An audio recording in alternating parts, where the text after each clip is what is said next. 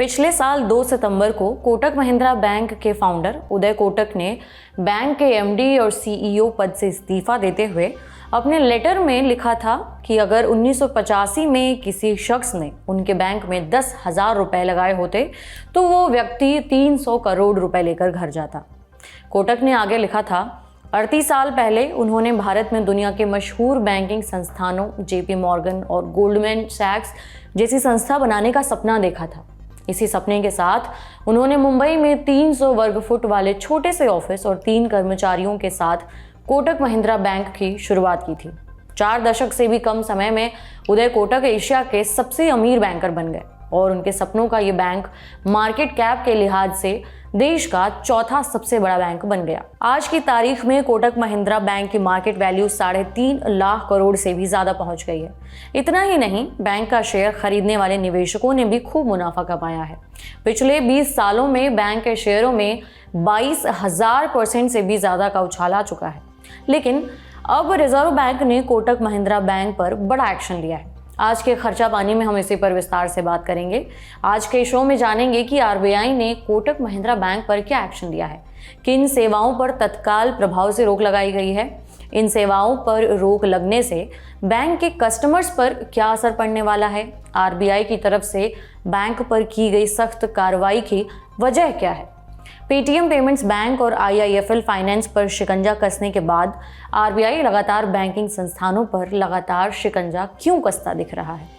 समझेंगे कि चंद पूंजी के साथ शुरू हुए कोटक महिंद्रा बैंक की सफलता की पूरी कहानी क्या है। जानेंगे कि कोटक महिंद्रा बैंक पर आरबीआई की इस हालिया कार्रवाई के मायने क्या हैं। क्या कोटक महिंद्रा बैंक का भी हश्र पेटीएम पेमेंट्स बैंक और यस बैंक की तरह होने वाला है? क्या कोटक महिंद्रा के शेयरों का हाल भी पेटीएम की तरह होने वाला है? और जानेंगे कि बैंक के शेयरों का ताज़ा हाल क्या है। आइए शुरू करते हैं। नमस्कार, मेरा नाम उपासना है और आप देखना शुरू कर चुके हैं द लल्लन टॉप का डेली फाइनेंशियल बुलेटिन खर्चा पानी।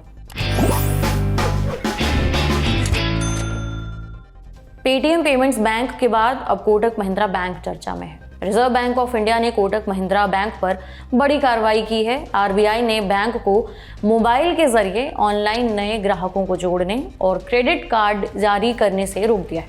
आरबीआई ने जिस धारा के तहत कोटक महिंद्रा बैंक पर एक्शन लिया है, उसी धारा का इस्तेमाल पेटीएम पेमेंट्स बैंक के खिलाफ की गई कार्रवाई के समय लिया गया था। यानी कोटक महिंद्रा बैंक पर यह कार्रवाई बैंकिंग रेगुलेशन एक्ट 1949 की धारा 35A के तहत की गई है।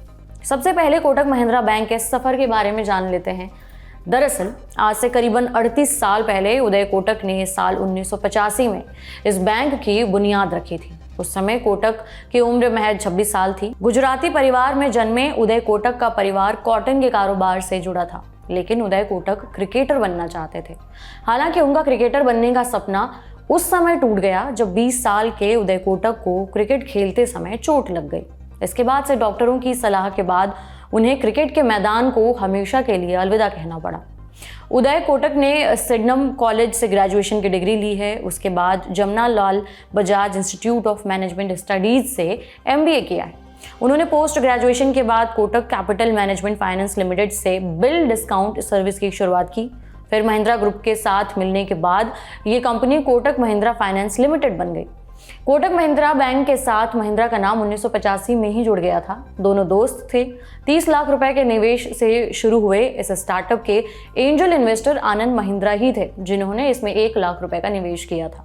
22 मार्च 2003 को कोटक महिंद्रा फाइनेंस लिमिटेड को रिजर्व बैंक से बैंकिंग लाइसेंस मिला था। भारत के कॉर्पोरेट इतिहास में ये पहला बैंक था जिसे रिटेल बैंकिंग के लिए हरी झंडी मिली थी। इसके बाद अपनी काबिलियत के दम पर उदय कोटक ने कोटक महिंद्रा बैंक को भारत के टॉप बैंकों की कतार में लाकर खड़ा कर दिया। आज यानी कि 25 अप्रैल 2024 को जब हम ये बुलेटिन लिख रहे थे, इस समय बैंक का मार्केट कैप 3.66 लाख करोड़ रुपए पहुंच चुका है। ये तो हो गई कोटक बैंक के सफर की कहानी। अब हम लौटते हैं मूल खबर पर, यानी कोटक बैंक की किन सेवाओं पर तत्काल प्रभाव से रोक लगाई गई है और इन सेवाओं पर रोक लगने से बैंक के कस्टमर्स पर क्या असर पड़ने वाला है। आरबीआई ने अपने आदेश में कोटक महिंद्रा बैंक को तत्काल प्रभाव से ऑनलाइन और मोबाइल बैंकिंग चैनल्स के जरिए नए कस्टमर्स जोड़ने पर रोक लगा दी है। इसके अलावा बैंक को नए क्रेडिट कार्ड भी इशू करने से रोक दिया है। आरबीआई के इस आदेश का बैंक के ग्राहकों पर असर की बात की जाए तो आरबीआई की तरफ से जारी आदेश में साफ कहा गया है, बैंक अपने क्रेडिट कार्ड ग्राहकों सहित अपने मौजूदा ग्राहकों को सेवाएं देना जारी रखेगा। इस तरह से ये तो साफ है कि कोटक महिंद्रा बैंक के जो मौजूदा ग्राहक हैं वो अपने क्रेडिट कार्ड का इस्तेमाल बिना किसी रोक टोक के कर सकते हैं और सभी लेन देन बिना किसी बाधा के ऑनलाइन और ऑफलाइन होते रहेंगे। लेकिन आरबीआई के इस फैसले से बैंक को नए ग्राहक जोड़ने के टारगेट पर असर पड़ सकता है। इसके अलावा बैंक के क्रेडिट कार्ड पर मिलने वाली कई तरह की को ब्रांड डील्स पर भी असर दिख सकता है। सेवाओं पर रोक का सीधा असर बैंक के बिजनेस और उसके ग्रोथ पर पड़ सकता है। मनी कंट्रोल की खबर बताती है कि Kotak Mahindra bank credit card business में अपनी भागीदारी बढ़ाना चाहता था, लेकिन आरबीआई के इस फैसले से बैंक को बड़ा झटका लगा है। अब समझते हैं कि कोटक महिंद्रा बैंक के खिलाफ कड़ी कार्रवाई करने को आरबीआई क्यों मजबूर हुआ। इसका सबसे बड़ा कारण माना जा रहा है कि अब तक आरबीआई नियमों का उल्लंघन करने वाले बैंकों और नॉन बैंकिंग फाइनेंस कंपनियां यानी एनबीएफसी पर वो लगातार पेनल्टी लगाता रहा है, लेकिन इसका ज़्यादा असर बैंकों पर नहीं दिख रहा था। कई बैंक पेनल्टी की रकम जमा कराने के बाद फिर से वही गलतियां करते पाए गए। उदाहरण के लिए केवाईसी नियमों का उल्लंघन करने पर 5 करोड़ रुपए से कम जुर्माने का प्रावधान है। बड़े बैंकों का मुनाफा काफ़ी बड़ा होता है, इसलिए कई बैंक इसकी परवाह नहीं करते। वहीं बिजनेस टुडे में छपी रिपोर्ट के मुताबिक कोरोना काल के बाद रिटेल लोन में आए तेज उछाल से आरबीआई काफ़ी चिंतित दिख रहा है। कुछ महीने पहले आरबीआई ने अनसिक्योर्ड पर्सनल और क्रेडिट कार्ड को लेकर सख्त कदम उठाए थे। इसकी वजह यह है कि देश में एक्टिव क्रेडिट कार्ड की संख्या में जोरदार इजाफा हुआ है। दिसंबर 2019 में देश में 5.5 करोड़ क्रेडिट कार्ड धारक थे, जबकि जनवरी 2024 तक ये संख्या बढ़कर 10 करोड़ के आसपास पहुंच गई। इसी वजह से पिछले कुछ महीनों से एनबीएफसी आरबीआई के निशाने पर रहे हैं। भारतीय रिजर्व बैंक ने इससे पहले पेटीएम पेमेंट्स बैंक और आईआईएफएल फाइनेंस पर भी कड़ी कार्रवाई की थी। आरबीआई ने इसी साल 31 जनवरी को पेटीएम पेमेंट्स बैंक पर प्रतिबंध लगा दिया था। हाल ही में आरबीआई ने आईआईएफएल फाइनेंस को भी नए ग्राहकों के लिए गोल्ड लोन देने पर रोक लगा दी थी। कोटक महिंद्रा के बारे में भी आरबीआई के सर्कुलर में कहा गया है कि केंद्रीय बैंक कोटक के आईटी इंफ्रास्ट्रक्चर पर 2022 और 23 से नजर रख रहा था, लेकिन बैंक की तरफ से अपनी गलतियां न सुधारने की वजह से कुछ सेवाओं पर रोक लगाने का ये फैसला किया गया है। अब इन हालिया डेवलपमेंट्स के बीच में कई लोगों के मन में ये सवाल चल रहा होगा कि क्या कोटक महिंद्रा बैंक का भी हश्र पेटीएम पेमेंट्स बैंक और यस बैंक की तरह होने वाला है? तो ऐसा बिल्कुल भी नहीं है। जहां तक यस बैंक की बात है तो यस बैंक की आर्थिक हालत ठीक नहीं थी, बैंक पर कर्ज बढ़ता जा रहा था, वहीं शेयर भी टूट रहे थे। इसके बाद आरबीआई ने यस बैंक को अपने कब्जे में लेने का फैसला किया था। अगस्त 2018 में यस बैंक का जो शेयर 400 रुपए से अधिक के भाव पर बिक रहा था, वो एक समय पर लुढ़ककर 30 रुपए से भी नीचे आ गया। आरबीआई ने यस बैंक की बैलेंस शीट में गड़बड़ियां पाई थी। इसी तरह से पेटीएम पेमेंट्स के मामले में कोटक महिंद्रा बैंक की तुलना करूं तो पेटीएम पेमेंट्स बैंक का कारोबार कोटक महिंद्रा के मुकाबले बेहद कम था और पेटीएम पेमेंट्स बैंक की कोई फिजिकल ब्रांच भी नहीं थी। इसके साथ ही पेटीएम पेमेंट्स बैंक के लाखों खातों में केवाईसी का पालन नहीं किया गया था। मतलब पेटीएम पेमेंट्स बैंक नहीं जानता था कि उसके ग्राहक कौन है।